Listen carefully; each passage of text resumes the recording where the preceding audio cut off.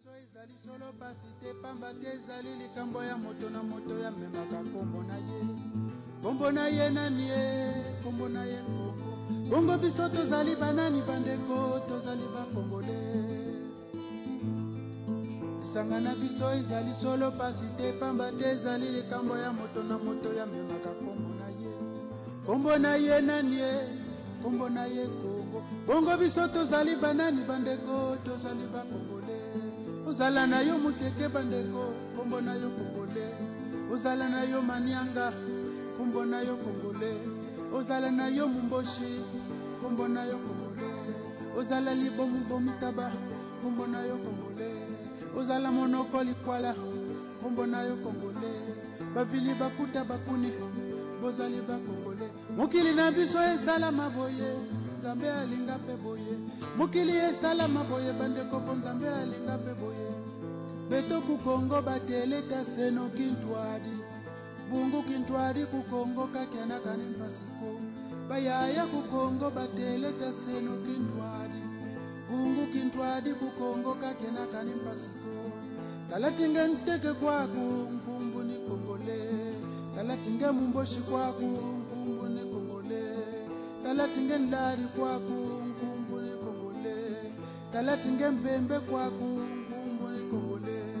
Talatinge bomitaba mpumbu ni Kongole. Bavili bakuta bakuni mpumbu ni Kongole. Ambe ncheto boya yilamana na Nzambi boka solo. Ncheto boya yilamana Nzambi boka solo. Mokili na biso esalama boye. Nzambe alinga boye. Peuple congolais. Ici, c'était Congo. Le Congo de tes travailleurs. Le Congo de tes technocrates. Le Congo de tes tranquillités. Chers compatriotes, nous avons parlé des présidents du Congo, de leur politique, de leur gestion économique, sociale.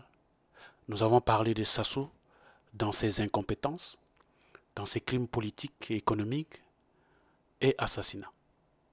Maintenant, nous connaissons qui est ce monstre et nous avons décidé de le booster.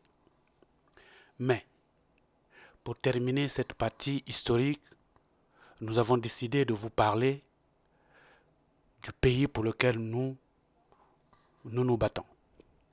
Le pays que nous voulons sauver.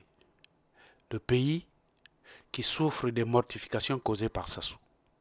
Le pays pour lequel nos aïeux ont été tués par les colonisateurs, mais aussi assassinés par Sassou. Ce pays que nos parents et arrière-parents avaient bien défendu et bâti. Il s'agit de ce beau pays que nous voulons vous faire connaître. Ce pays, c'est le Congo. C'est quoi le Congo? Chers compatriotes, la République populaire du Congo, la République du Congo, qu'on appelle aussi Congo-Brazzaville, notre pays, est un pays d'Afrique centrale, situé de part et d'autre de l'équateur. Ses voisins sont le Gabon à l'ouest, le Cameroun au nord-ouest, la République centrafricaine au nord, la République démocratique du Congo à l'est et au sud par le Cabinda, Angola. Le pays s'étend sur 1500 km du nord au sud et de 425 km de l'est à l'ouest, à une superficie de 342 000 km². Elle a également porté le nom de la République populaire du Congo de 1969 à 1992. Avant la colonisation française, le territoire actuel du Congo était occupé par plusieurs entités politiques, parmi lesquelles le royaume de Luango, fondé entre 10e et 12e siècle, le royaume Congo, fondé au 13e siècle, et le royaume Téké, fondé au XVIIe siècle. À la suite de plusieurs missions d'exploration, dans celle de Savonie et de Brazza, ce territoire est intégré au Second Empire colonial français à la fin du XIXe siècle, En 1960, il prend son indépendance. Sur le plan démographique, le pays compte à peine plus de 5 millions d'habitants. Le Congo-Brazzaville est un pays à faible densité démographique, avec en moyenne 13 habitants au kilomètre carré. La majeure partie de sa population est urbaine, 62,2%. Elle est concentrée dans les deux principales villes du pays qui sont Brazzaville et Pointe-Noire. Sur le plan ethnique, le Congo compte quatre grands groupes ethniques.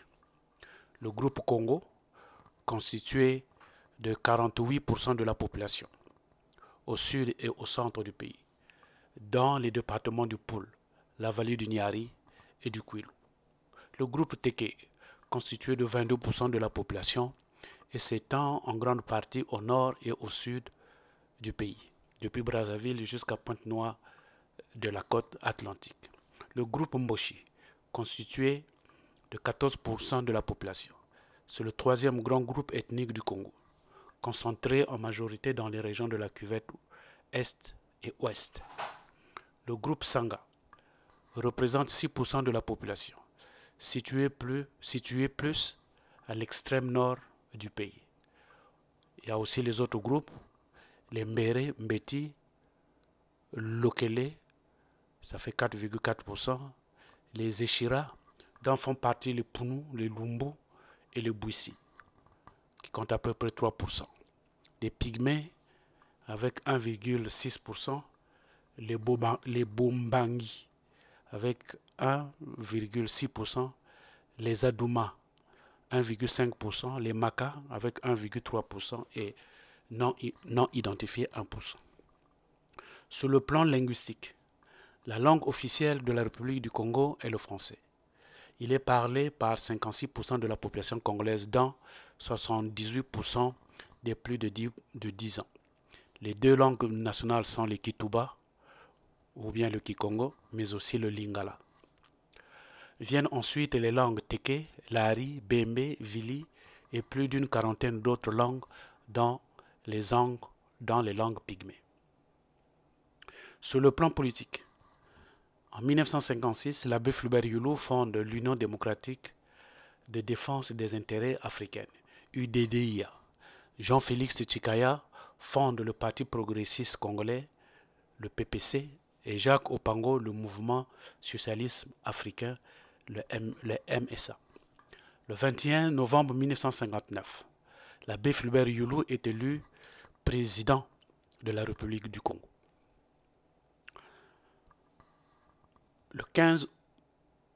Le 19 décembre 1963, Alphonse Massamba Deba est élu président de la République à 100% des suffrages exprimés. Le 4 décembre 1968, Massamba Deba démissionne de la présidence de la République. La fonction du président de la République est provisoirement suspendue. Le capitaine Alfred Raoul assume l'intérim du chef de l'État. Le 31 décembre 1968, Marien Ngouabi devient ainsi le troisième président du Congo, avec l'instauration d'un parti unique. Le pays se dénomme République populaire du Congo, change le drapeau et l'hymne national. La congolaise est remplacée par les Trois Glorieuses. Le 18 mars 1977, assassinat du président Marien Ngouabi. Le 6 avril 1977, Joachim Yambi Opango prête serment, devient le 4e président de la République du Congo. Le 5 février 1979, Yambi Opango est destitué de ses fonctions de président de la République et il est remplacé par Denis Sassou Nguesso. Le 25 février 1991 au 10 juin 1991 va se tenir à Brazzaville la conférence nationale souveraine. Le pays redevient République du Congo, réhabilite ses anciens hymnes nationaux, la congolaise, et son ancien drapeau et le multiparti. Le 31 août 1992, Pascal Lissouba est élu démocratiquement président de la République. Il devient donc le 6e président. Le 5 juin 1997, coup d'état militaire, Lissouba est déposé, Sassou redevient président de la République. Sur le plan administratif, le Congo est divisé en 12 départements. Il y a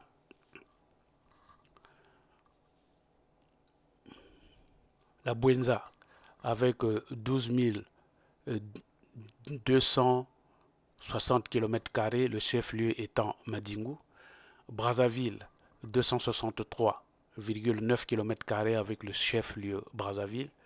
La cuvette Est, avec 26 600 km², le chef-lieu c'est Ouando.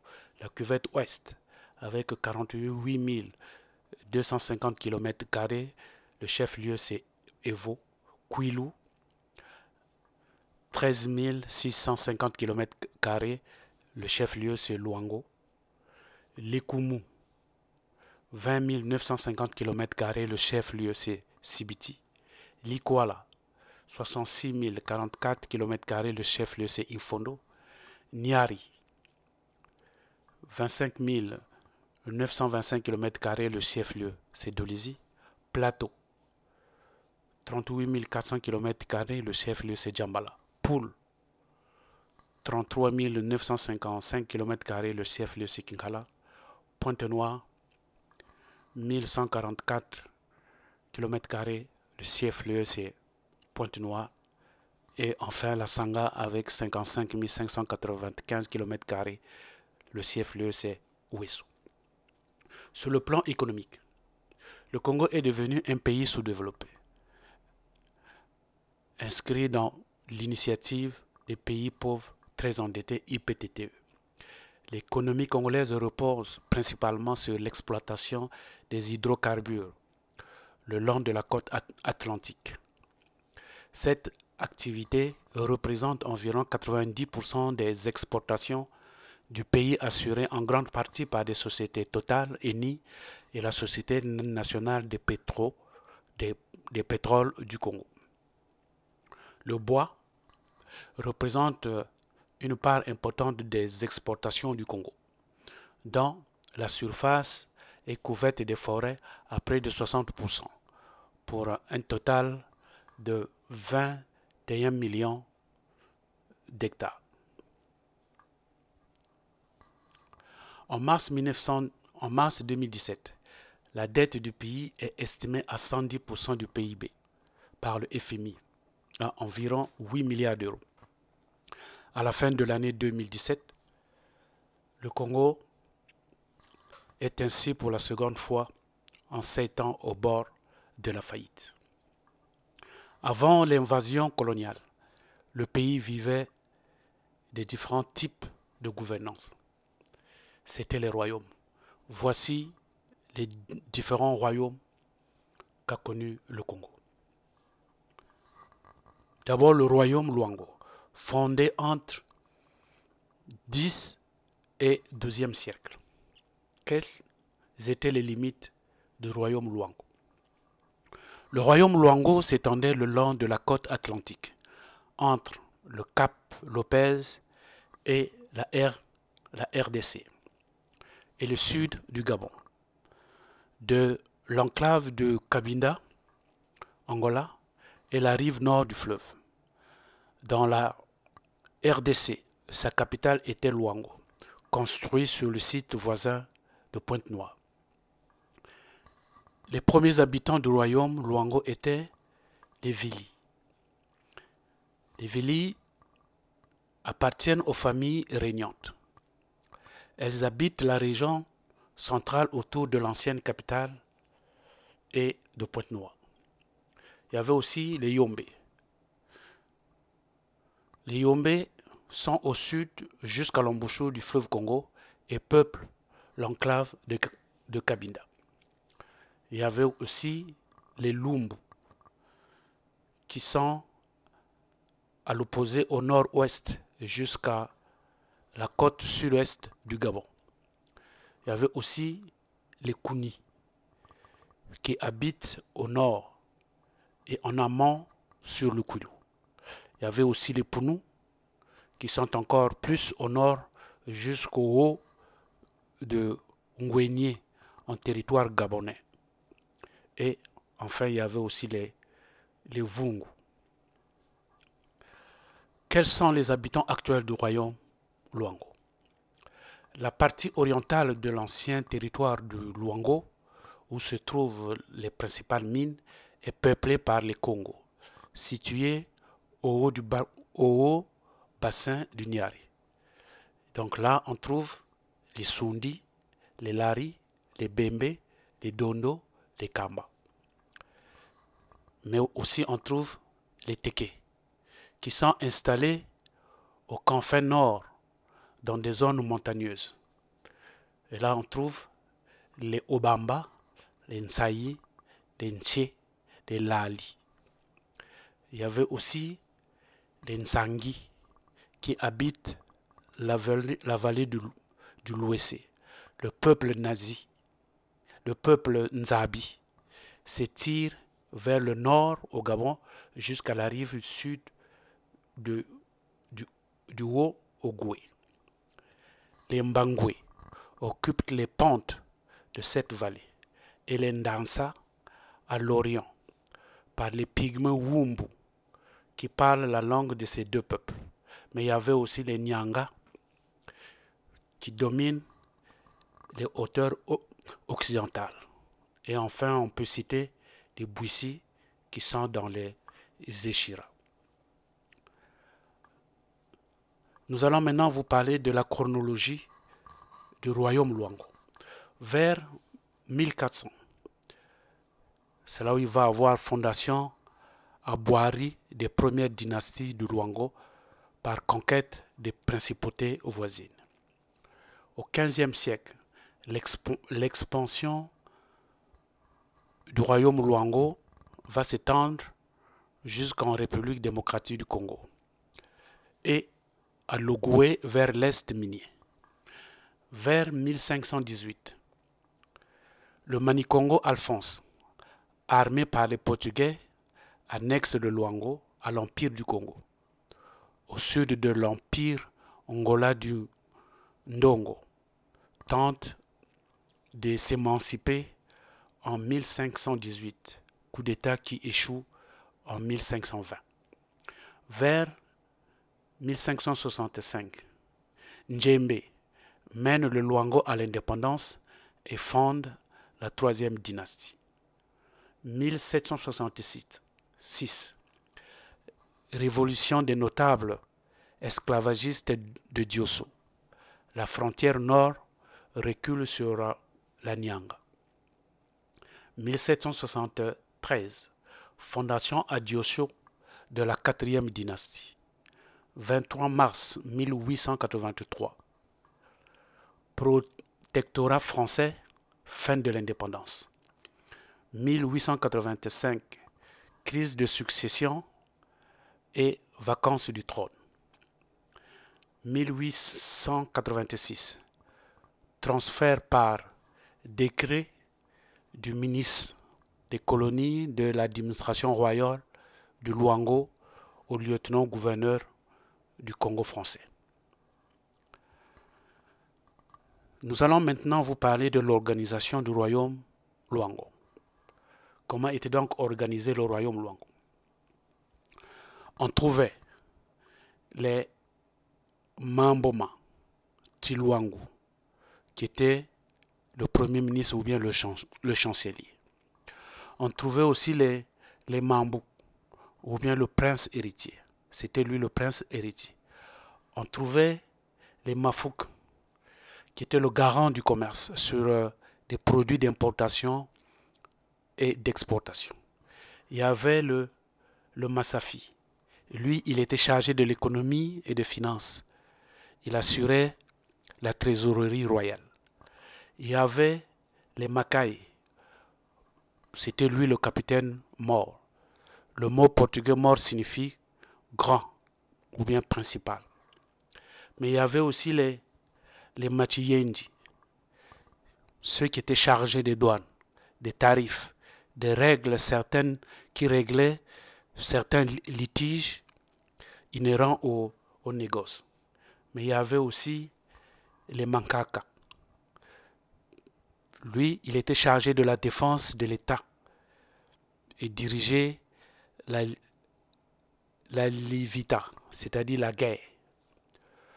Le Luango, ne disposant pas d'armée régulière et permanente, le Luango avait des armes qui étaient beaucoup plus courantes, qu'on appelait les yongap, c'est-à-dire les saguets, la balance, la lance, et puis la pique, les mbeli.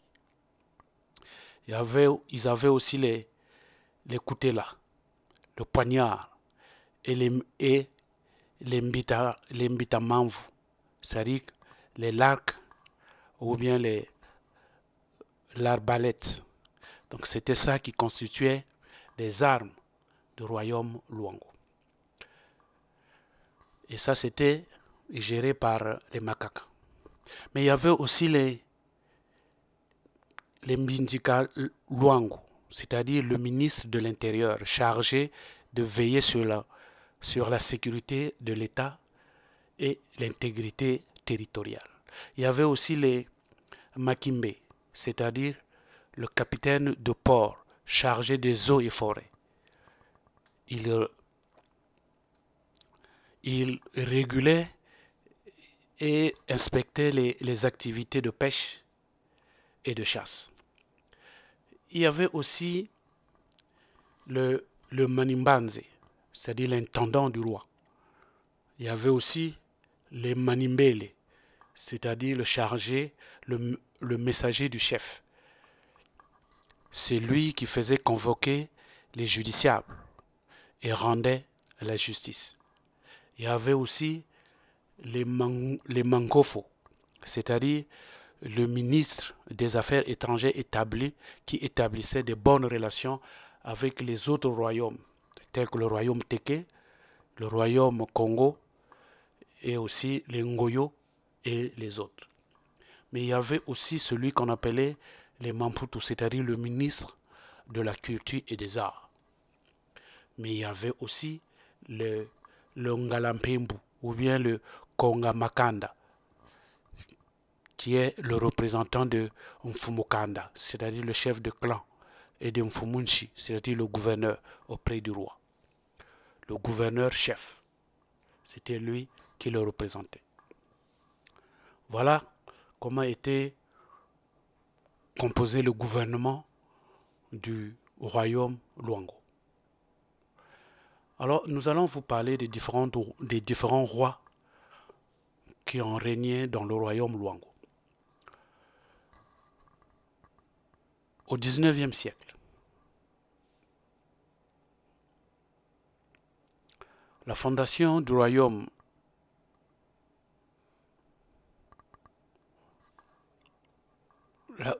la fondation du royaume Vili de Luango à la fin du XIXe siècle par les Banvundi, le guerrier et forgeron. Le clan Vili, composé de 27 clans primordiaux de Luango, arrive sur le Luango pour s'installer. Les 9 rois de cette dynastie résident à Luandjili.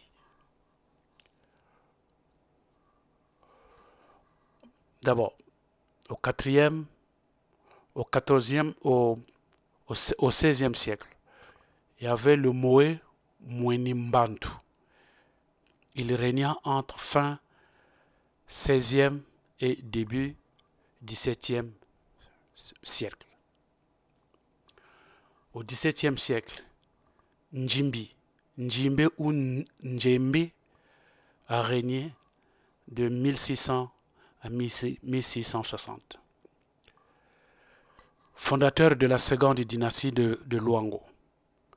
Là, il y a eu comme roi Tatilikonde, Bikulu, Mankusu,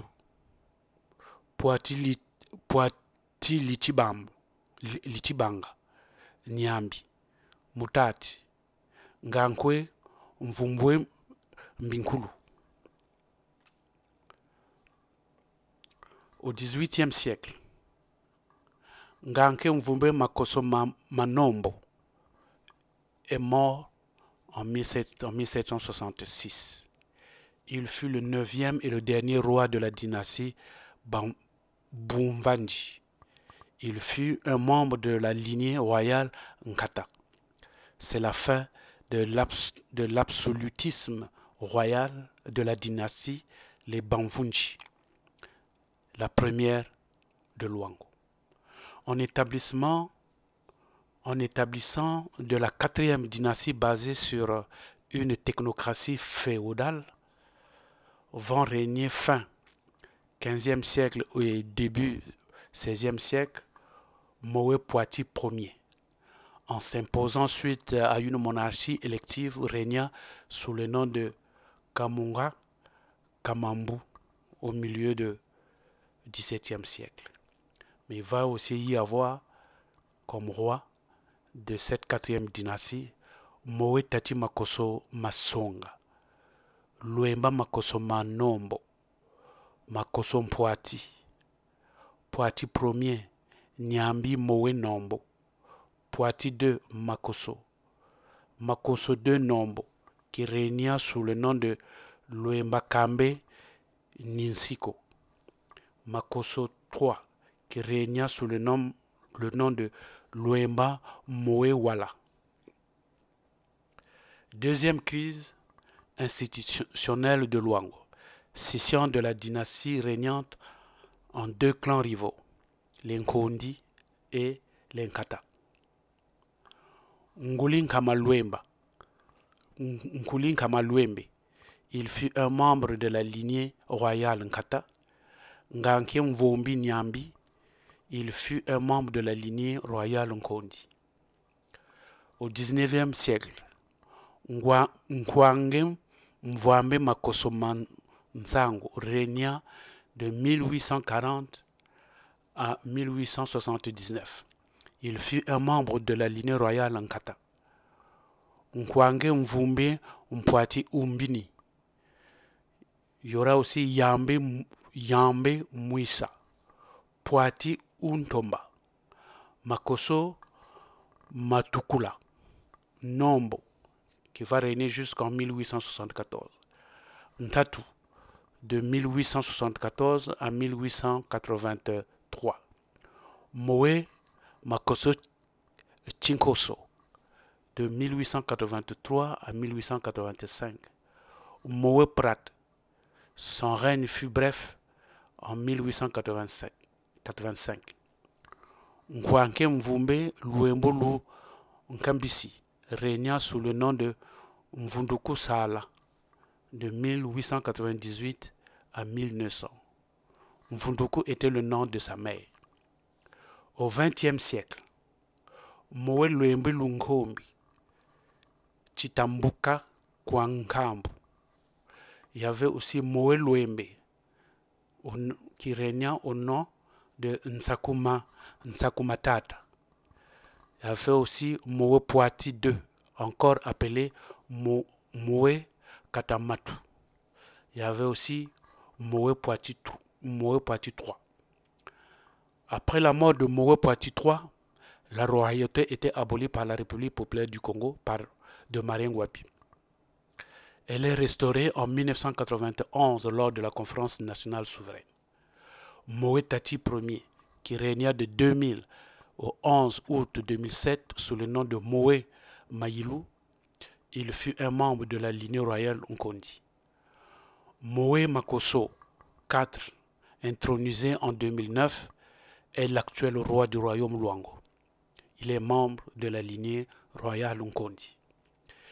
Les Vili, ce peuple, qui est la famille régnante, offre l'image la plus sensible de l'origine des sociétés. Ce sont moins les besoins réciproques qui les reprochent que les liens de sang qui les empêchent de se séparer. Le gouvernement chez ces peuples est purement despotique.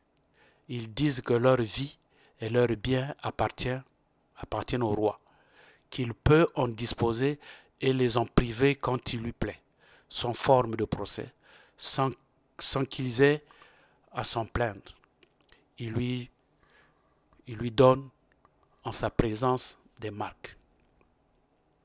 Le système de succession au trône était beaucoup plus simple et plus stable qu'au Congo. Au Congo, le roi était choisi parmi les fils souverains du défunt. La succession au trône était patrilinéaire. Cette contradiction n'existe pas au royaume Luango. À toutes les formes de succession étaient matrilinéaires. D'autre part, les héritiers au trône occupaient automatiquement les charges de Manikai, de Manibok, de Manisalak et Manikabanko.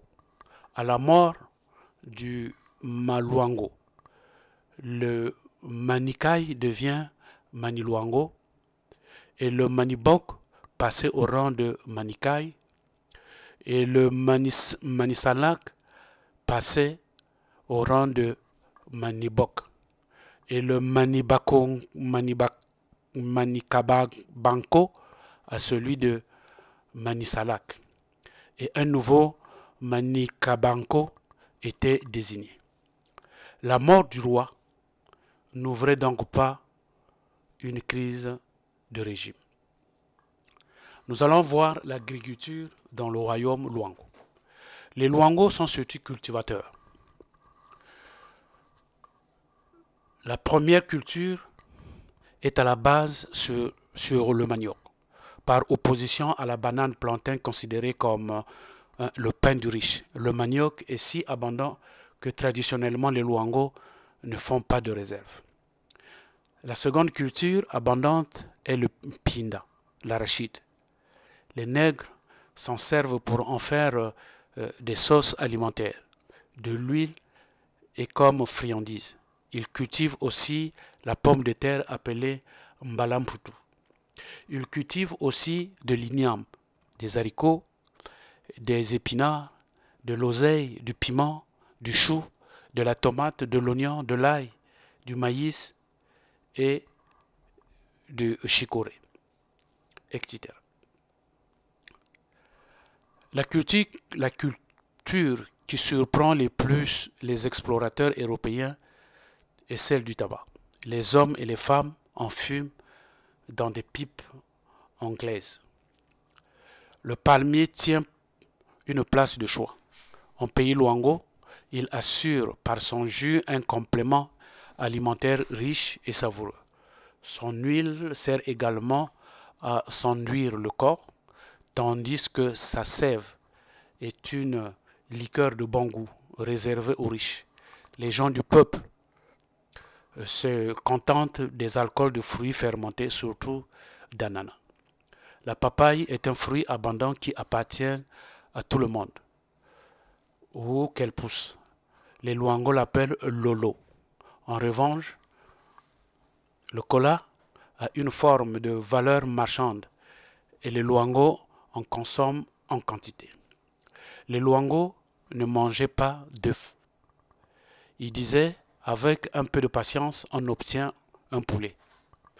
Lorsque l'étranger ou d'autres Européens voulaient leur en acheter, ils vendaient chaque œuf au prix d'un poulet. Ils disaient, ce n'est pas de ma faute si tu n'as pas de patience. Alors, quels étaient les métiers exercés dans le royaume Luango? Tout le peuple Luango exerçait à peu près tous les métiers, sauf ceux de tisserand, forgeron, sommier ou potier, qui nécessitent un lent apprentissage et requièrent de l'expérience, faisant de ces arts des métiers exclusifs pour ceux qui les pratiquent. Quelles sont les caractéristiques du peuple du royaume Luango?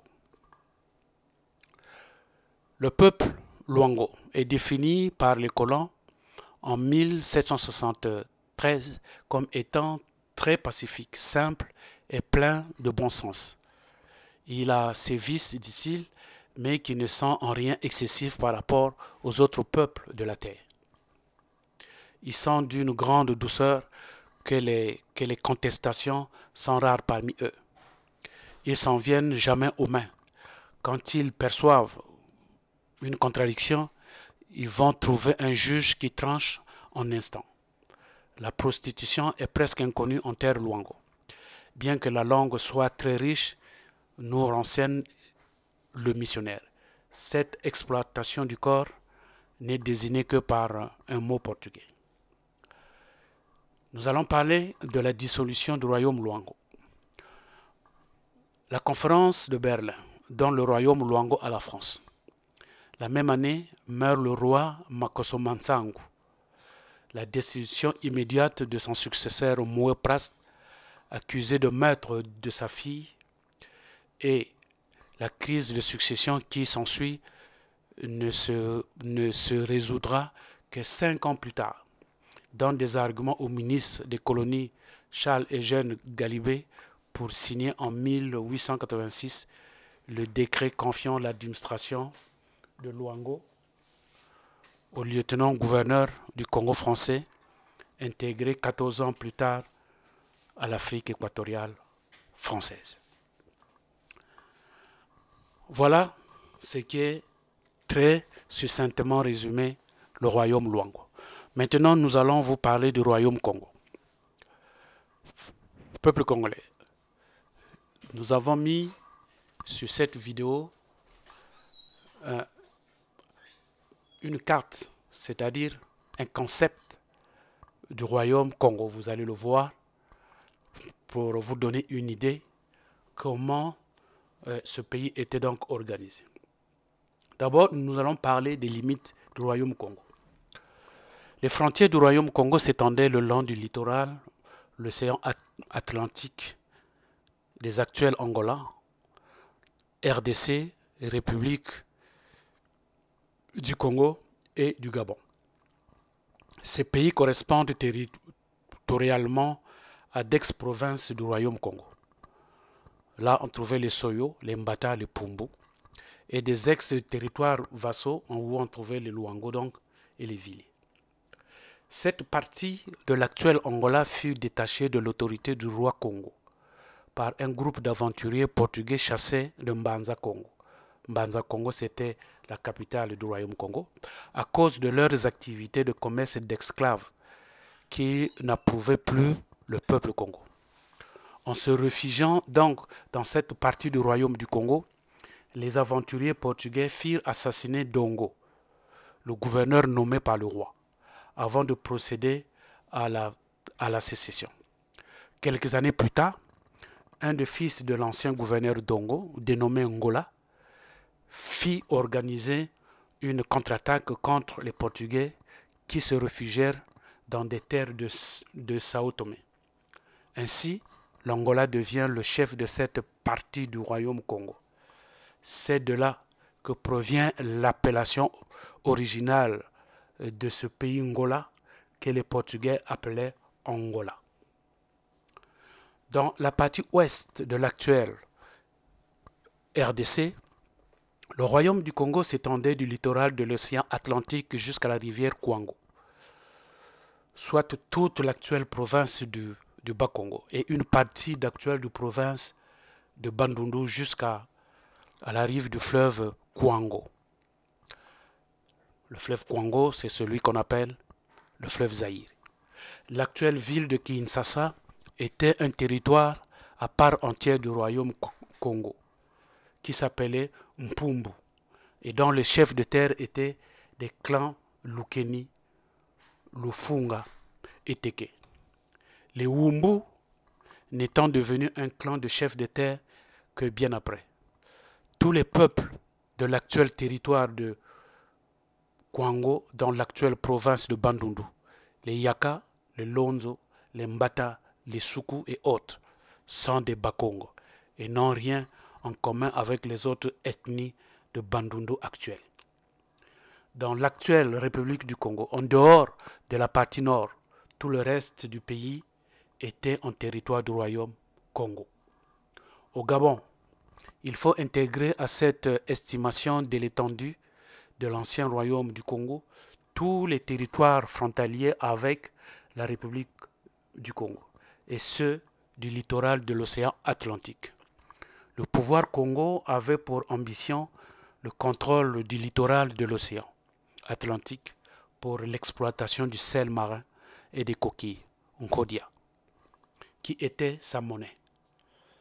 Symbole repris sous forme d'escargot par l'alliance de Bakongo à Bako, fondée par Nzenza Landu en 1957.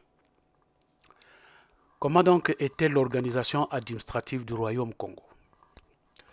Le pays appelé Congo était organisé géographiquement en entités administratives dirigées par des chefs des clans et des terres validées par un pouvoir central basé à Mbanza Congo, la capitale du pays. C'était un ensemble d'entités fédérées qui se soumettaient à l'autorité d'un pouvoir central.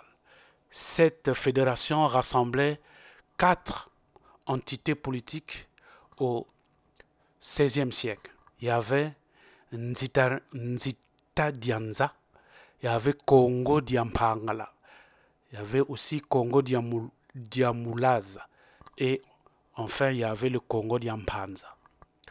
Le royaume du Congo devrait avoir une étendue de plus de 2 500 000 km². Le royaume du Congo comptait 7 districts.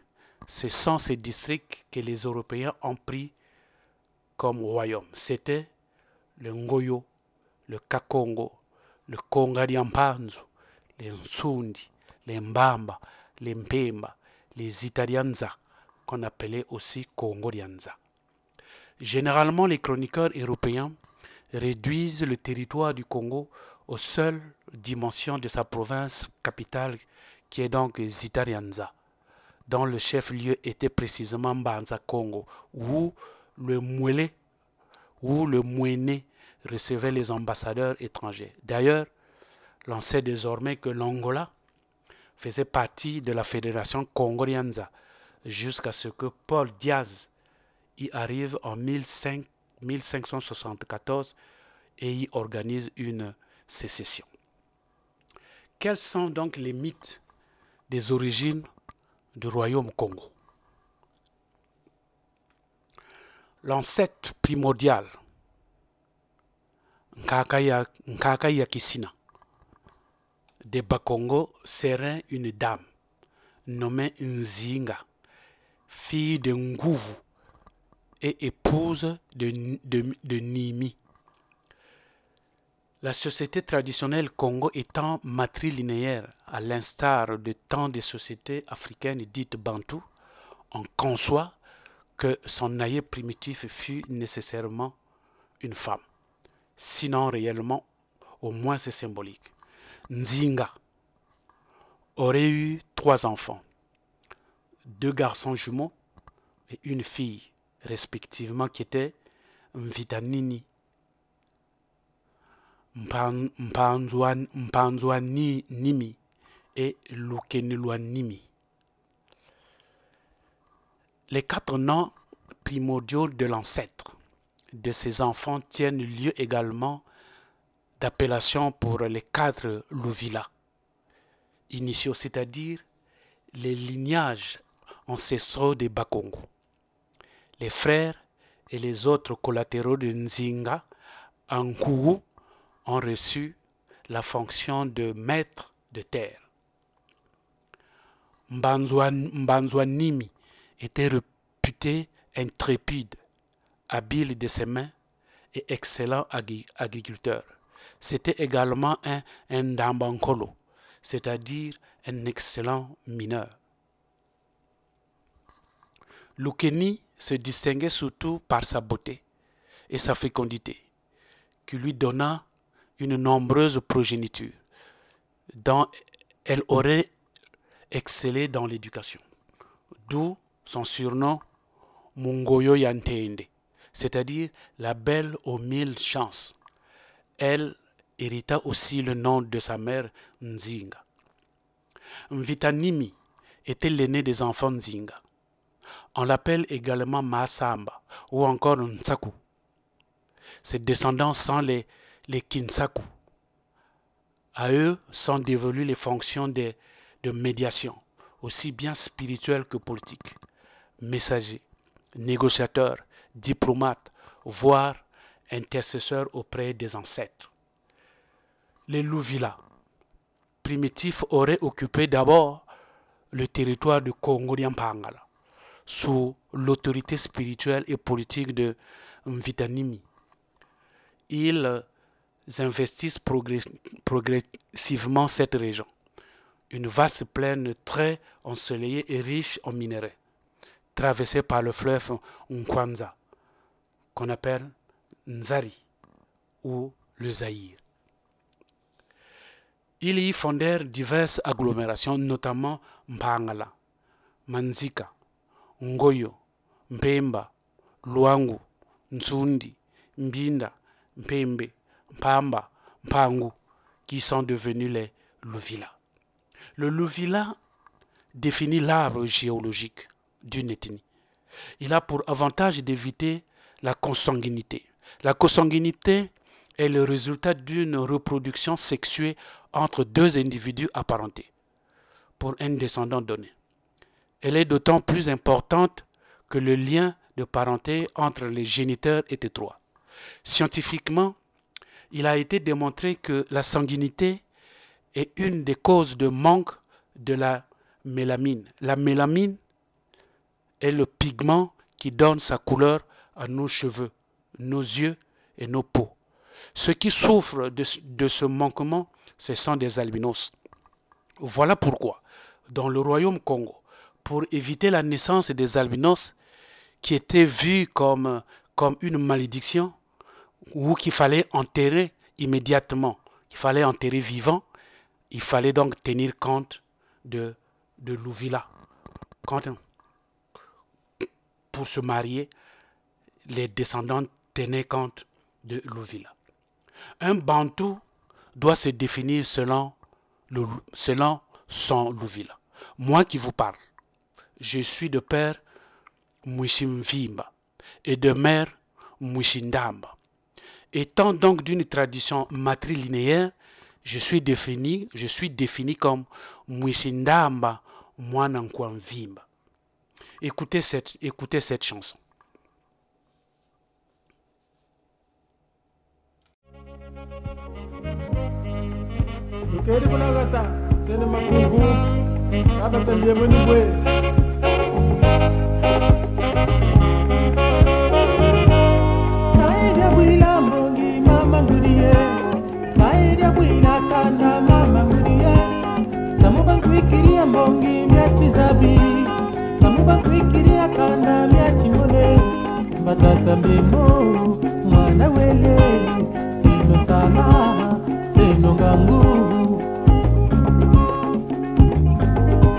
Kinsamukucha tu kaluza bile kana tona ngenge kalusa kweno bangaka mutela pena yeya banguleno luto mubanza mwana wele senungangu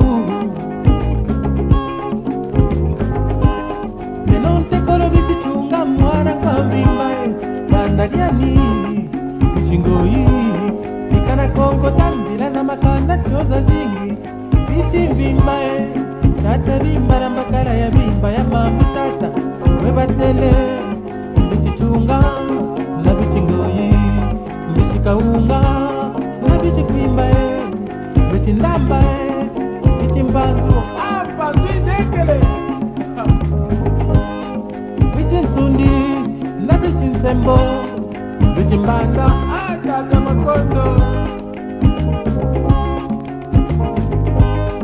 bisitumbaye na bichibumbu bisimbembe na bichinimbi bisisengele bichinsegeyaya bichiyinda na bichinganu bichingoma bichikimwala amama amame amama amame amama amame mama kuri mama malukula mama kuri mama malukula malukula mama malukula rite mama mwana wele mama mwana wele chozwa se muchimbembe mwana kwambimba.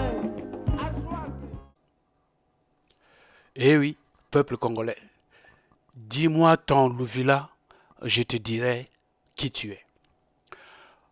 Alors, nous allons maintenant parler de la fondation du Royaume Congo. Le Royaume du Congo se développa après plusieurs migrations bantoues, du 7e au 15e siècle dans une zone peuplée de pygmées, les Baka. Ces groupes indépendants ont été unifiés et organisés en royaume. Le pouvoir du roi Congo, le Mani-Congo, est d'abord de nature spirituelle. Cette autorité, lui venant du pouvoir surnaturel et divinatoire qui lui donne accès aux ancêtres. En principe, les rois étaient élus par les anciens parmi les membres éligibles des 12 clans Congo. Selon une source portugaise de 1624, Historia do Reino du Congo, le royaume aurait été fondé au XIIIe siècle. L'Empire Congo était un État très développé, avec un large réseau commercial. À part des ressources naturelles et l'ivoire, le pays fondait et commerçait le cuivre, l'or, les vêtements de raffia et la poterie, disposait d'une monnaie et de finances publiques. Mais surtout, il pratiquait l'agriculture, la chasse et l'élevage. Il était, comme beaucoup d'autres peuples d'Afrique noire, organisé en castes, mais avec une structure relativement souple. On pouvait par exemple apprendre un métier de son choix en intégrant l'une des grandes écoles du pays. Les plus connues sont les 4 plus prestigieuses écoles, à savoir Kimpashi, Kikimba, Buelo et Lemba. Ces écoles, toujours d'actualité, formaient l'élite Congo. Si leur accès était relativement libre, toujours est-il qu'il s'agissait d'une longue initiation aux critères de sélection très stricts. Nous allons maintenant vous parler de la fondation Congo à la fin du XVe siècle. D'abord, l'organisation administrative. Peuple congolais, nous vous avons mis cette carte pour que vous voyez comment le Congo était donc installé. Donc, dans la partie verte, vous allez voir qu'il y avait quatre Congo qui étaient là. À chaque secteur, il y avait une capitale. Donc, chaque secteur représentait, disons, une ville. Voilà. Et chaque secteur était en plus divisé en 7 mini-nkosi. Et chaque mini-nkosi était à son tour divisé par plusieurs Kimbutu. Et chaque Kimbutu était à son tour divisé en plusieurs Kikayi. Et chaque Kikayi à son tour était divisé en plusieurs Kimfutu. C'est le schéma que je vous ai mis pour voir comment ce peuple était organisé. Donc, je disais,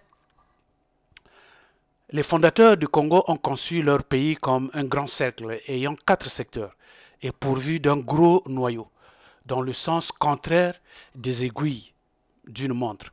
Les secteurs sont le secteur 0, qui était donc le Zitadianza à l'ouest, le secteur 1, qui était le Congo d'Yampangla au sud, le secteur 2, le Congo d'Omulaza à l'est, et le secteur 3, le Congo d'Yampanza au nord. À part la mer, ces secteurs constituent en identité administrative qui sont respectivement le Kimbamba, c'est le secteur 1, le Kimpembe, c'est le secteur 2, et le Kimpangu, c'est le secteur 3. Quant au noyau appelé Zitarianza, c'est ça qu'on appelait le nœud du monde. Le Zitarianza était un statut administratif particulier en tant que province principale appelée également Mbanza Congo, du nom de la ville où résidait le Mwene, que les Portugais renommèrent Sao Salvador.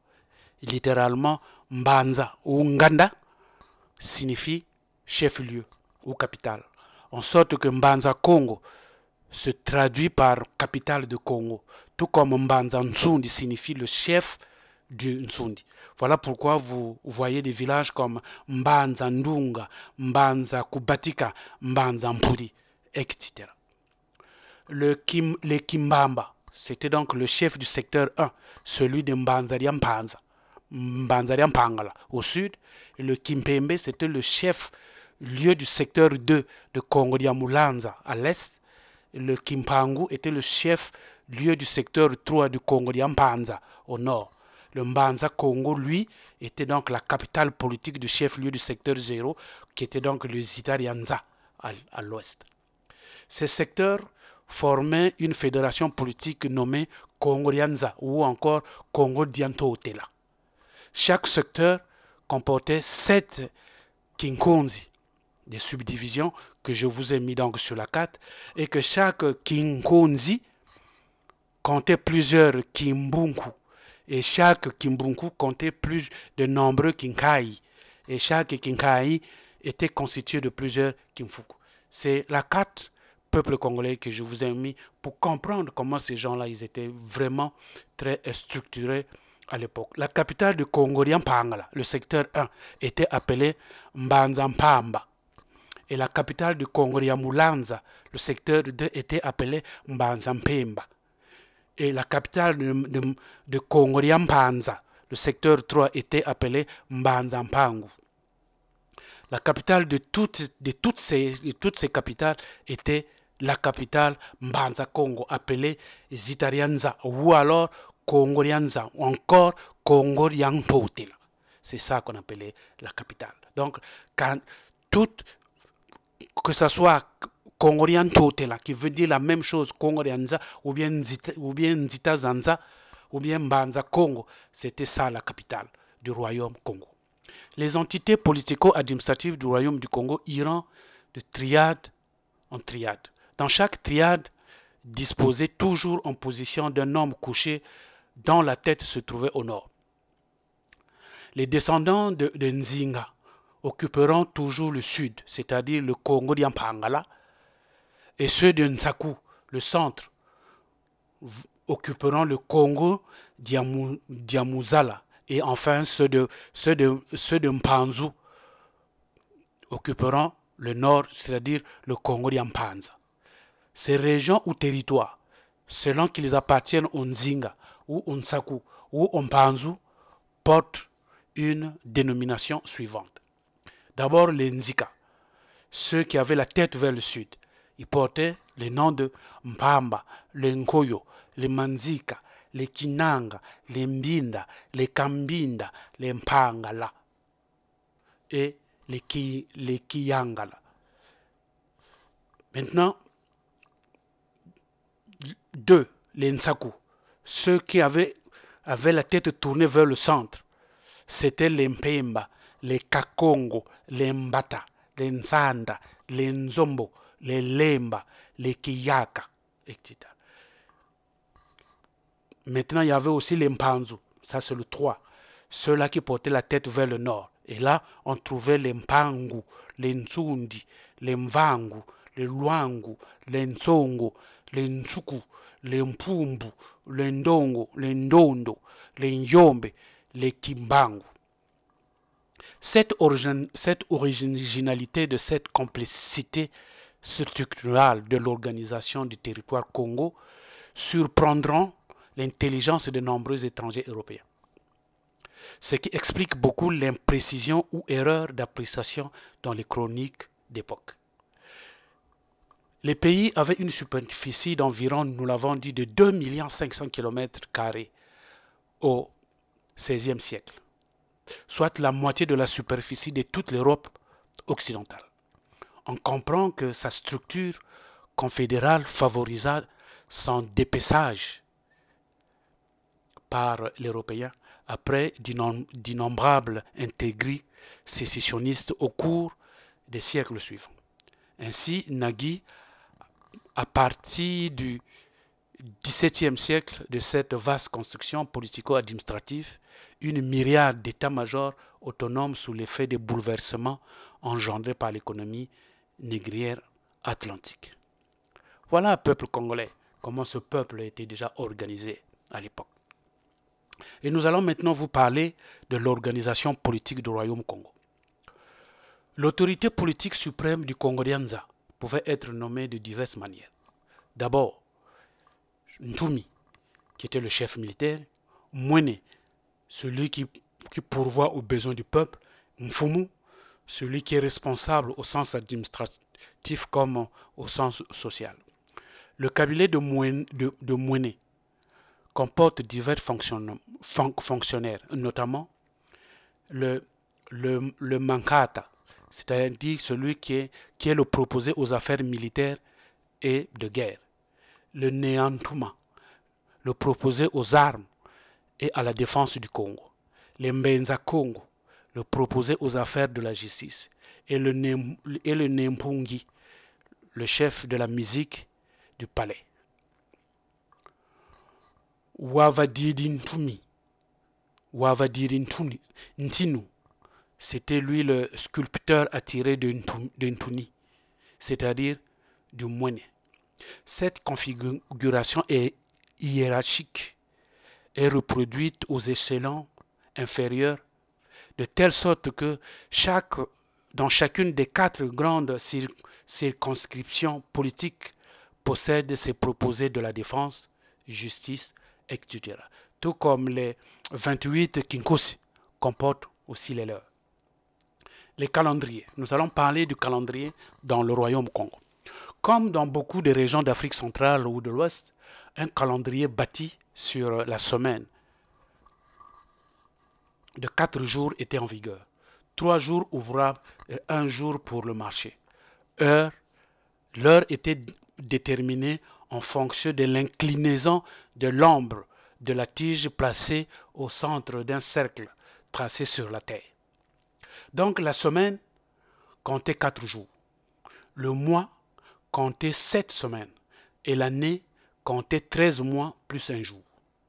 Outre celui du marché, il y a un calendrier agricole Congo qui comporte 5 saisons. Il y a d'abord le Kintombo qui va du mois d'octobre au mois de décembre. C'est ça qu'on appelle la saison des premières pluies, celle de Semai, Ntombo. On la nomme également Masanza, c'est-à-dire une nourriture. Mais il y avait aussi le Kianza ou bien Mwanga, c'est-à-dire qui va de janvier en février. C'est la deuxième saison de pluie, celle de la récolte. Il y avait aussi le Ndolo, c'est-à-dire qui va de mars à mi-mai. C'est la dernière saison de pluie. Il y avait aussi le Kishiwu, ou bien qu'on pouvait aussi appeler Siwu, qui partait du mois de mai au mois d'août. Les premières saisons sèches, marquées par les vents froids. Il y avait aussi les Mpangala, mi-août au mi-octobre. Seconde saison sèche, caractérisée par de fortes chaleurs, notamment à partir de juillet, période de brûlure. Avec la venue du christianisme, le calendrier chrétien a pris de plus en plus de place de ce calendrier. Mais ils avaient aussi la monnaie. Les coquilles, qu'on appelle le Elivancialara Mana, appelé chez nous Njimbu en Congo, étaient utilisées comme monnaie. Leur production venait d'une pêche féminine de l'île de Luanda, dont la maison de Manikongo avait l'exclusivité. Les Njimbu étaient calibrés au tamis de façon à constituer le panier de valeur. Cette monnaie n'était pas dévaluée comme on est en train de dévaluer le franc CFA aujourd'hui. Peuple congolais, je vous ai mis là la liste, la monnaie, comment il était. Je ne veux peut-être pas trop le citer là aujourd'hui parce que c'est tellement long, mais en termes de nombre, le 1 c'est le Moussi, le 2 c'est Zole, 3 Tatu, 4 Ya, 5 Tanu, 6 Sambanu, 7 Sambouari, 8 Nana, 9 Voix, 10 Koumi, 20 Koumina Mole, 30 Koumina Matatu, 40 Koumina Maya, 50 Koumina Matanu, 60 Koumina Masambanu, 70 Koumina Nansambouari, 80 kumina nan, 90 kumina voix, 100 nkama. Ça c'est quand on compte des chiffres. Mais en monnaie, le 1 franc était appelé meya di moussi, 2 francs meya mole, ainsi de suite. Quand on arrive à 10, on appelait, d'abord le 6 était appelé mpata na meya di moussi, mpata na meya di moussi, parce que le 5 c'était l'unité qu'on appelait mpata. Donc à partir de 6, on appelait mpata meya mi moussi, mpata meya miolé, ainsi de suite, ainsi de suite. Et donc quand on arrivait à 50 francs, au lieu d'appeler mpata koumi, on appelait simplement koumi. Donc à partir de 60, ça s'appelait koumi na mpata miolé, koumi na pata miya, ainsi de suite. 100 francs était appelé makoumi mole, 200 makoumi maya, 300 makoumi masambanu, 400 francs makoumi nana, 500 nkama. Ça devenait maintenant l'unité nkama. 600 nkama na makoumi mole, 700 nkama na makoumi maya, ainsi de suite, ainsi de suite. Et donc quand on arrivait à 1000, ça devenait nkama zole, 2000 nkama ya, 3000 nkama samanu, ainsi de suite. Quand on arrivait à 5000, on appelait ça funda, 6000 funda na nkama zole, 7000 funda na nkama ya, 9000 funda na nkama samanu, et 10 000 ça s'appelait mafunda maule, 100 000 s'appelait mafunda kumina maule, 1 million s'appelait lufuku, et 1 milliard s'appelait imbonde.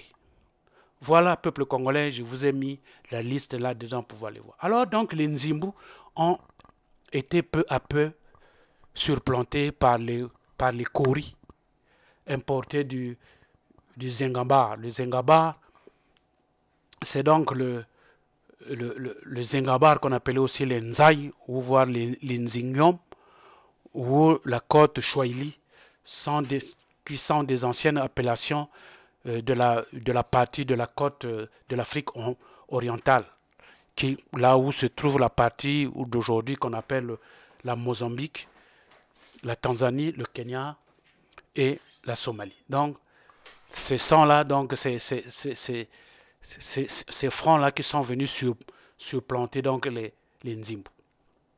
Alors maintenant nous allons maintenant vous parler de la répartition ethnique du royaume Congo selon les pays. D'abord en République populaire du Congo. En République populaire du Congo, on trouve ce qui faisait partie du royaume du Congo. Il y avait les Bembe, les Dondo, les Kama, les Angala, les Congo, les Boko, les Kuni, les Lari, les Mayanga, les Mikenge, les Sundi, les Vili, les Yombe, etc. En République démocratique du Congo, ce qui faisait partie du royaume du Congo, on trouvait les Manyanga, les Ndumbi, les Lemfu, les Ntandu, les Yombe, les Mbata, les Besingombe et puis les Ntsongo. Et au Kabinda, en Angola, on trouvait les Yombo, le Wolo, les Nkoshi, les Nzombo, les Zombo et puis les Lindji. Au Gabon, il faut intégrer à cette estimation de l'étendue de l'ancien royaume Congo tous les territoires frontaliers avec la République du Congo et ceux du territoire de l'océan Atlantique. Nous allons maintenant parler du commerce et esclavagisme et le déclin de Manicongo. En 1526, le Manicongo écrivit au roi Jean II du Portugal, lui demandant de mettre fin à cette pratique. Sa requête reçut une réponse cynique et les relations entre les deux pays s'évenimèrent. À sa mort, en 1548, Ndonzaou, Nzouaou était déconseillé. Le royaume s'affaiblit de plus en plus jusqu'à se disloquer et attirer des convoitises de ses voisins. La traite et les conflits qu'elle entraîna dépeuplèrent toute la région et les densités de la population de l'époque qui était de 35 habitants au kilomètre carré chutèrent dramatiquement à 5 habitants au kilomètre carré au début du siècle. Dénomination portugaise à la fin du royaume. En 1568, le Congo fut envahi par les Yaka et sa capitale Mbanza Congo détruite. Le roi Alvador Ier dut demander à l'aide à Sébastien Ier de Portugal qui le rétablit en 1571, la suprématie portugaise devenant alors totale. En 1665, les colons portugais d'Angola montèrent une expédition contre le royaume pour s'emparer de ses mines. Signe d'un brassage de 2 siècles, les Portugais servirent le Mani-Congo. Antonio Ier du Congo et des Congos furent alliés aux colons. Cependant, le royaume Congo continua d'exister comme un État fantoche durant 2 siècles. Des luttes persistèrent jusqu'à l'indépendance, comme celle de la reine Ananzinga, qui tint en échec les coalitions portugaises, néerlandaises et britanniques de 1626 à 1648 et freina l'expansion du commerce des esclaves. Ces sursauts naturalistes prirent parfois une forme religieuse, comme lors de la croisade de la prophétesse Ndona Kimpavita, à qui saint Antoine de la Padoue aurait ordonné d'unifier et libérer les Congo. Elle fut condamnée et bûchée en 1706 par Mani-Congo à la demande des Portugais. Les échanges avec le Portugal.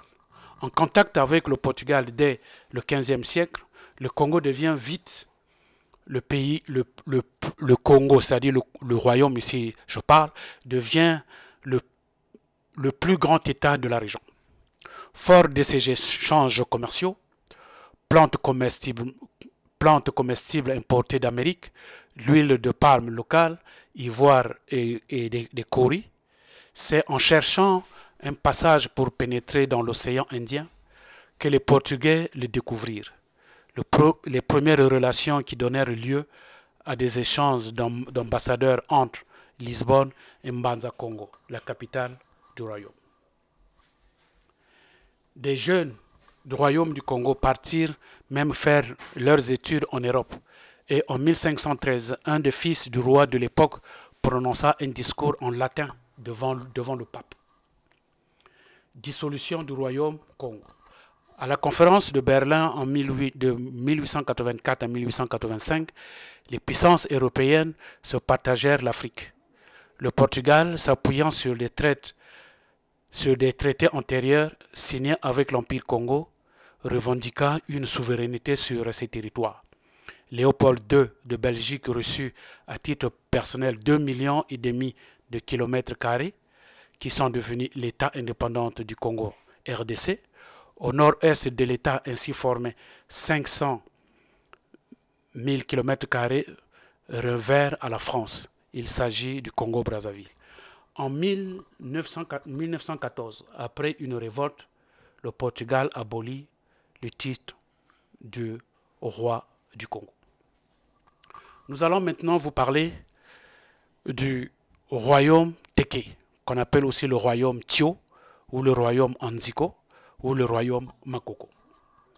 Quelles sont les limites du royaume Téké? Le royaume Téké était centré sur le fleuve Congo, autour du lac Malébo. Il contrôlait les terres du royaume Luango et celles du Congo. Les Téké vivaient sur les plateaux et les régions depuis sans doute vers le 7e siècle. Vers 1600, ils contrôlaient le cours inférieur du fleuve Congo et au nord-ouest le bassin de la rivière Kwilu-Niari. Le royaume n'a jamais regroupé l'ensemble des Téké. Ces populations vivent dans un milieu naturel dur. Ici, la terre exige l'homme sa sueur pour lui fournir une récolte périodique. On va maintenant parler de l'histoire l'historique du royaume Congo. Les Tio, qu'on appelle aussi les Teke, forment un peuple bantou partagé entre l'ouest de la République démocratique du Congo et le sud du Congo, et minoritairement le sud-est du Gabon. Les Teke sont minoritaires au Gabon. On y trouve 54 000 se trouvent dans la région de la province Ogoué, feu du président Omar Bongo et de l'actuel président Ali Bongo, qui sont aussi des Teke. Omar Bongo et son fils sont des Tini Teke. On va parler étymologiquement du terme Teke. Le terme Teke désigne aussi les Onziko aujourd'hui.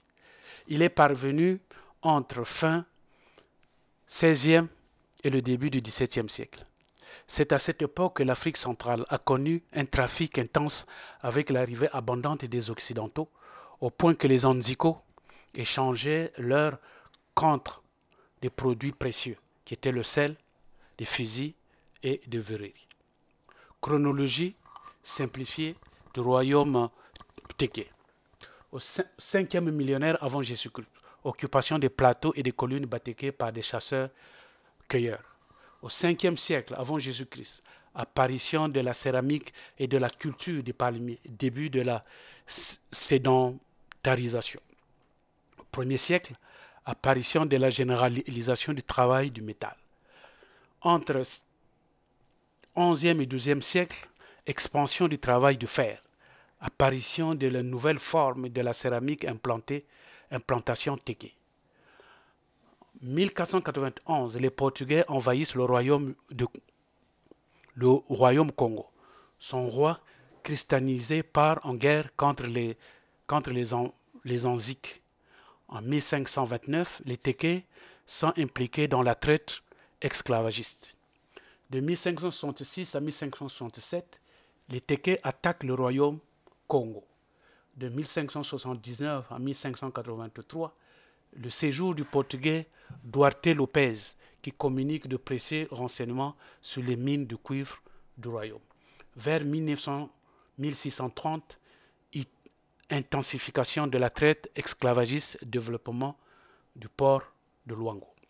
Vers 1730 et 1760, apparition des nouvelles aristocraties. Certains tirent leur légitimité de la possession de Ngobi. En 1877, Stanley descend le fleuve Congo et accoste à Malibo, qui deviendra Stanley Pool, aujourd'hui Paul Malibo. En 1880, Pierre Savagnin de Brazza signe avec Ilio Ier un traité qui place ces terres sous la protection de la France. En 1960, l'indépendance de la lignée du roi descendant du Makoko existe encore au XXIe siècle. Quelle était donc la vie sociale dans le royaume Teke? Le royaume Teke était dépourvu de divisions claniques. Le principe d'organisation majeure était la chefferie. Le village est l'unité sociale la plus importante. La religion est la croyance aux esprits des ancêtres qui ne sont jamais morts et qui sont là aux côtés des vivants. Quant à l'esprit supérieur, il habite les chutes de la rivière, l'infini.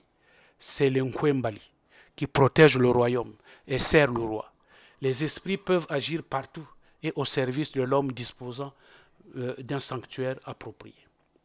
Comment donc était la vie politique dans le royaume Teke? La situation politique du royaume Teke a été stabilisée une génération avant Makoko Ilio. La terre était divisée en petits domaines coiffés à des chefs qui n'avaient en fait droit qu'au tribut de la chasse et rendaient la justice. En route, les chefs de terre reversaient un tribut au seigneur et ce dernier dépendait de grands seigneurs de la couronne. Un chef de terre pouvait changer de seigneur, à qui il payait le tribut pour sa sécurité. Pour limiter les rivalités entre seigneurs, 2 sanctions étaient prévues par la loi. Ravager les cultures par les lions de Nkwambali et provoquer des inondations et des tornades. Comment était donc la vie économique dans ce royaume. La société Teke vivait des activités suivantes: l'agriculture, la pêche, la chasse, l'artisanat et le commerce. Sur les plateaux Bateke, on cultivait du maïs, du manioc, de l'arachide, du tabac et du raffia, des chèvres, des ignames, des tapis, des filets. La culture commerciale était essentiellement le tabac et le raffia, qui est pris comme tissu. Les activités artisanales étaient la poterie, le tissage et la sculpture. Les tisserands fabriquaient des pagnes en raffia et les forgerons utilisaient du fer importé. Les produits à l'exportation étaient des esclaves et de l'ivoire. Le contrôle des mines de cuivre particulièrement fut le sujet de plusieurs conflits avec son voisin du Congo. À partir du XVIIIe siècle, on ne fond plus du fer, mais on achète plutôt le sel importé. Le fusil remplace l'arc et les lances, et les tissus importés font baisser le tissage. L'introduction de la monnaie avait bouleversé la vie sociale et le commerce. Les pièces de monnaie étaient des anneaux de cuivre, ngele, ou les baguettes de laiton, c'est-à-dire les mitako. À l'ouest du royaume, on utilisait les tissus raffia comme monnaie d'échange. Ensuite, le tissu européen va détrôner le raffia. Comment donc était organisé le royaume Teke? Comme ses voisins, le royaume Congo, le royaume Teke était aussi organisé. Donc le royaume Teke était structuré autour d'une idéologie. D'abord, le Nkwebali. Le Nkwebali, selon laquelle le monde est habité par des esprits, mais il y avait aussi les Nkira, c'est-à-dire esprits de la nature, et enfin il y avait aussi les Ikwi, qui étaient l'esprit des ancêtres défunts. Le roi du Makoko, c'est-à-dire le roi, est de protéger les Nkwebali. Il s'appuie sur les Nganche, c'est-à-dire les chefs de clan de la terre. Le pouvoir est matérialisé par la possession des Nkobi, les boîtes en bois, objets symboliques du pouvoir. Les Anziko ont sans doute été un groupe militaire protégeant la frontière avec les Bakongo. Ils étaient réputés excellents guerriers et courageux. Ils étaient spécialisés dans les tirs à l'arc et usaient des flèches empoisonnées. En combat rapproché, ils utilisaient les haches de guerre et les boucliers. Les Bateke en Nziko pratiquaient la sacrification faciale. Ils étaient également connus pour leur art élaboré de vêtements et de la coiffure, notamment celui des tresses ornementales. Dans les pays Teke, la stratification sociopolitique était en gros la même qu'aujourd'hui. Les Makoko étaient entourés des dignitaires héréditaires. Ils partagent le pouvoir avec ces grands feudataires qui ont un département ou un ministère. Ceux-ci étaient choisis dans les 6 branches familiales. Les 6 branches familiales qu'on peut citer: les Impio, les Issou, les Onzala, les Ampian, les Nkiri ou bien les Ankansans, mais suivant un ordre issu du matriarcat. Les dignitaires étaient investis de pouvoir réel. Donc, il y avait les Ngalieno, dépositaires du collier d'investiture. Il y avait les Ngaïnchiyo, le fils préféré du Makoko, les Moanga, hommes de confiance des Ngalieno, les Nganchibi, c'est-à-dire le gardien des objets sacrés de Makoko, en particulier du fétiche hermaphrodite incarnant l'esprit national. Il y avait les Moutiri, c'est-à-dire le gardien de bonnet de Makoko, calotte brodée sur les côtés de laquelle sont épinglées les 2 plumes noires retombant en arrière. Mais il y avait aussi le Ngampo, constructeur des cases de Lanko. Il y avait aussi les Nganchimu ou les Tarango, c'est-à-dire le père spirituel du roi et conseiller de Makoko. Tous ces dignitaires étaient communément appelés les Banambonko, c'est-à-dire les enfants du roi, et jouissaient d'une grande autorité.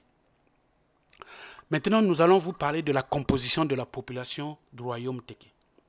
D'abord au Congo. Au Congo, les Téké forment 18% de la population et se trouvent dans la région des plateaux, dans la cuvette ouest, où ils sont appelés les Mbeti et Téké. Dans le Nyari, où ils sont appelés les Nzabi, et dans la Bouenza et dans la région du Poul. Dans son ensemble, le groupe Téké est constitué des Bangangulu, des Baboma, des Bakukuya, des Bankwankoni, des Bateke, des Batekelali, les Bayaka, les Bachayo, les Njiku et les Ntinsengwe. En RDC, les Téké sont situés dans la province des Bandundu. Selon les mythes fondateurs, les Téké descendraient de Nkwonu, ancêtres de la plupart des populations du sud du Congo, successeurs des Pygmées, dans l'occupation du Congo-Brazzaville. Ils sont fondateurs du grand royaume Téké, du grand royaume Téké, rival du royaume Congo.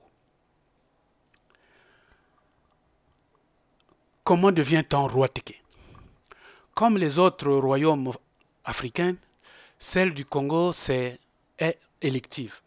Néanmoins, le choix du grand dignitaire doit porter sur un parent des précédents en co. L'élu doit respecter les tabous. La coutume veut que l'élu puisse se dérober à la dernière minute. Il fuit tout simplement. L'Engalieno, c'est-à-dire le second roi, le fait rechercher et bastonner par son Mwankwa, l'officier d'ordonnance. Il est initié dans les moindres détails sur le plan temporaire et surnaturel. Le troisième jour est un jour fatidique.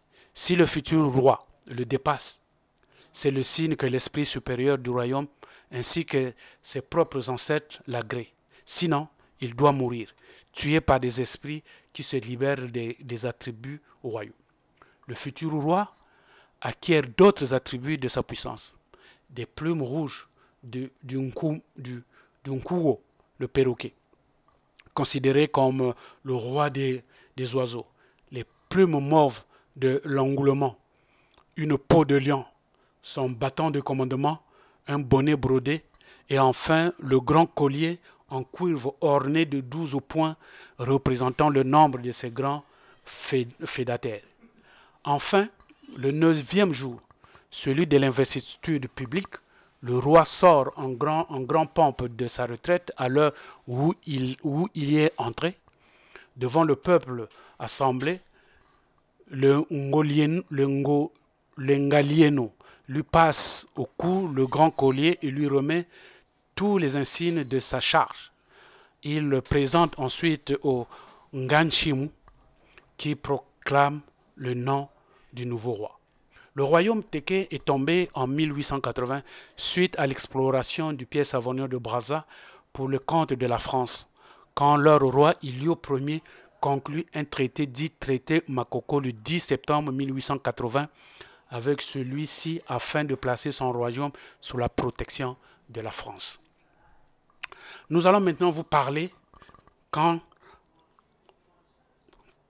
nous avons fini tous les royaumes qui ont constitué notre pays, le Congo, mais nous allons vous parler des ethnies au Congo. Peuple congolais.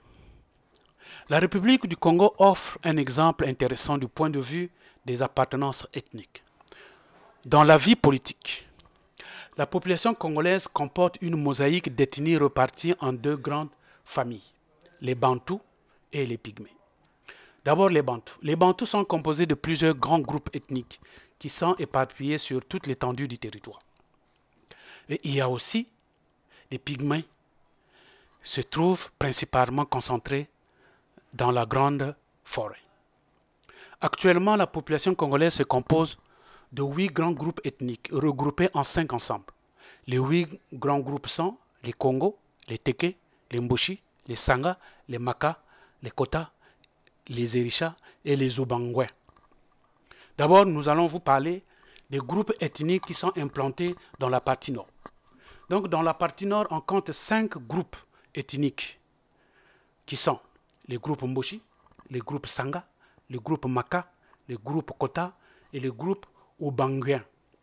Très souvent, on relève 3 groupes au lieu de 5, car les Kota sont considérés comme faisant partie du groupe Mboshi et les Ubanguin faisant partie du groupe Sanga.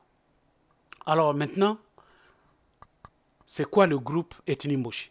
Le groupe Mboshi est le 3e groupe le plus important après le groupe Congo et le groupe Teke. Le groupe Mboshi occupe actuellement la région de la Cuvette, précisément autour de Wando, Makwa, Mosaka, le long des fleuves tels que la Likwala, Mosaka, le Kuyu, la Lima et la Sanga. Le groupe Mboshi compte près d'une quinzaine d'ethnies dont les plus connus sont les Mboshi, les Kuyu, les Moye, les Bakwele, les Makwa, les Ngare, les Mboko, les Likwala, les Mbonga et les Mbombongi, etc. L'origine de ce groupe est attribuée à une migration qui est partie de la rive gauche du Congo jusqu'à son implantation actuelle. Un mouvement migratoire dont la dispersion géographique des populations s'est accompagnée d'une prolifération des chefferies claniques conservant chacune des kani et entretenant avec des groupes voisins des relations commerciales ou bellicistes. Nous allons maintenant vous parler du groupe ethnique Sanga. Le groupe Sanga représente environ 6% de la population congolaise. Tout comme les autres groupes, les Sanga comportent une dizaine de sous-groupes. On peut citer les Bongli, les Pomo, les Bomitaba, les Banjo, les Munjombo et les Anyele. Les Sanga trouveraient ses origines dans un mouvement venu de la rive gauche du Congo, à une époque qui ne remonte sans doute guère au-delà de 200 ans. Ils étaient accompagnés par des pygmées qui leur servaient de guides et de chasseurs et sont encore aujourd'hui sous leur dépendance. Groupe ethnie les Maka. Le groupe Maka, très mal connu de la population congolaise, les Maka représentent à peine 4% de la population. Si l'arbitraire du découpage territoire justifie en partie la faiblesse numérique de cette population, il faut révéler aussi l'impact des conditions liées aux milieux naturels dans lesquels sont implantées ces populations. Les Maka ont une origine assez mouvementée. Certaines études affirment qu'ils seraient partis d'Éthiopie en Afrique de l'Est, puis en RCA et finalement au Cameroun dans la région de Mbalmayou. Maintenant, le groupe ethnique Kota. Le groupe Kota est à cheval entre le Gabon et le Congo. Selon les sources, les Kota sont parfois considérés comme un groupe ethnique à part entière, selon le recensement de 1972, parfois comme une composante du groupe Mbeti, qui lui-même est dilué dans le groupe Mboshi. Dans ce groupe, on trouve des ethnies comme les Mindassa, les Bakota, et les Bangangulu et les Bandassa. Maintenant, on va vous parler du groupe ethnique, le Ubanguin. Les Ubanguins sont parfois assimilés aux Centrafricains, implantés à la frontière avec la République centrafricaine. Le groupe ethnique, le Ubanguin, est à cheval entre le groupe Sanga et une partie de la RCA. Parmi les ethnies les plus connues, on peut citer les Mbonjo, les Banjombo, les Mbanza et les Nganka. Les Nganka. Voilà ce qui constituait les groupes ethniques implantés au nord. Maintenant, nous allons vous parler des groupes ethniques implantés dans la partie sud. Dans la partie sud du Congo, on compte 3 groupes ethniques. Le groupe Congo, le groupe Teke et le groupe Eshira. Les Eshira sont parfois assimilés au groupe Congo en raison de leur approchement culturel. D'abord, le groupe ethnique Congo. Le groupe ethnique Congo est le plus important de la population congolaise. Avec plus de 48% de la population et de loin le mieux connu. Les Congos occupent une grande partie du sud du territoire. Leur champ d'implantation comme nous l'avons mentionné lors de la présentation du royaume du Congo, se prolonge au-delà des frontières actuelles du Congo-Brazzaville. RDC, Gabon, Angola et enclave au Cabinda. L'ethnie Congo se compose de 3 foyers ethniques, eux-mêmes répartis en différents sous-groupes ethniques. D'abord, le foyer du Poul, autour de Brazzaville et tout au long du chemin de fer et le chemin du fleuve Congo. On rencontre les sous-groupes, les Lari, les Sundi, les Congo, etc. Le deuxième foyer, c'est le foyer de la grande vallée du Niari. Se trouvent regroupés des sous-groupes Bembe, Yombe, les Kuni, les Dondo, les Kamba, les Mikenge, les Angala, etc. Et enfin, le foyer côtier concentré à Pointe-Noire et ses environs, ce groupe est composé essentiellement de villes. Maintenant, les groupes Teke. Le groupe Teke est le deuxième après le groupe Congo. En effet, ce groupe qui présente près de 22% de la population occupe essentiellement la partie nord de Brazzaville, jusqu'au plateau, Diba Teke, jusqu'à la limite du groupe Mbushi. Le groupe Teke est subdivisé en divers sous-groupes, dont certains sont largement représentés au Gabon. Le sous-groupe est composé de Bagangoulou, les Bakukuya, les Mbo, les Boma, les Tchaï. Et enfin, nous allons vous parler du groupe ethnique les Eshira. À l'image des autres groupes ethniques, le groupe Eshira n'est pas proprement parlé, n'est pas proprement dit comme un groupe ethnique. Mais s'ils sont assimilés au Teke et au Kota, les Eshira sont plus annexés au Congo, du fait de leur approchement géographique et culturel. Le sous-groupe est composé de Lumbu, de Punu, de Tsangi, de Bouissi, etc. Peuple congolais. Cette étude sur les ethnies était très importante parce que, à la suite, nous développerons et nous allons vous dire pourquoi on a fait cette étude. Donc,